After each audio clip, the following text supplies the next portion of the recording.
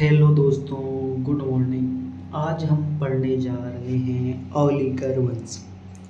जैसा कि आप जानते हो कि एमपीपीएससी के न्यू सिलेबस में इस वंश को ऐड किया गया है।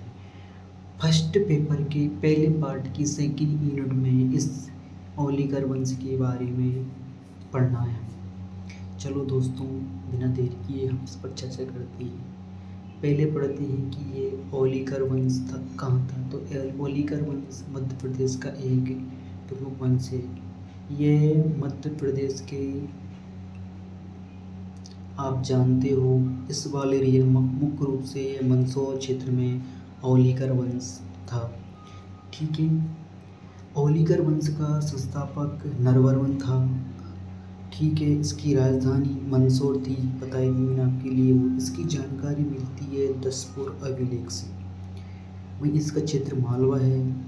ये सामंत थे, मुख्य रूप से ये गुप्तों के सामंत थे, औलिकर वंश के शासक। इसका समय था 5वीं से 6वीं शताब्दी में।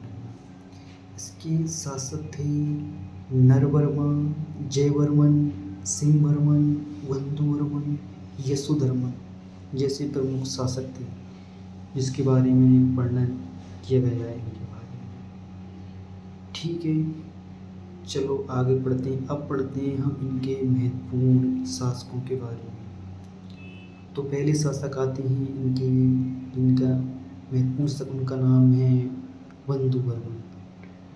बंधुवर्मन महत्वपूर्ण शासक है। ये प्रथम प्रतापी शासक है। इसकी जानकारी मिलती है मंदसौर अभिलेख से, जो कि वत्स भट्टी द्वारा लिखित है।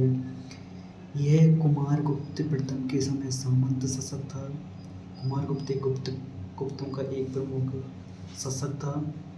इसने सूर्य के एक भव्य मंदिर का निर्माण करवाया, जो कि मंदसौर में अवस्थित है।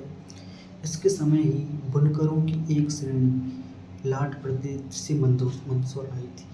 लाट प्रदेश का मतलब गुजरात से। उस समय गुजरात में ही राजनीतिक परिस्थितियाँ बदल चुकी थी, इसलिए वहाँ पर बुनकरों की एक श्रेणी मंदसौर आई थी। इसका शासनकाल सुख समृद्धि का शासनकाल था।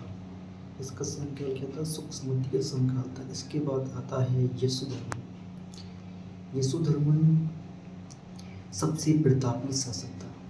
यशोधर्मन क्या था? औलिकर वंश का सबसे प्रतापी शासक था, जिसने औलिकर वंशों को गुप्तों की अधीनता से मुक्त कराया था। इसने अपने साम्राज्य का विस्तार किया। और यशोधर्मन का पूर्ण नाम था यशोधर्मन विष्णुवर्धन था। इसके शासन की संबंधित जानकारी हमें दसपुर अभिलेख, इसे मंदसौर अभिलेख बोलते हैं, जो कि वत्स भट्टी का है, गंगाधर अभिलेख और सौंदर्य अभिलेख से मिलती है। इसने सौंदर्य पर विजय भी प्राप्त की थी।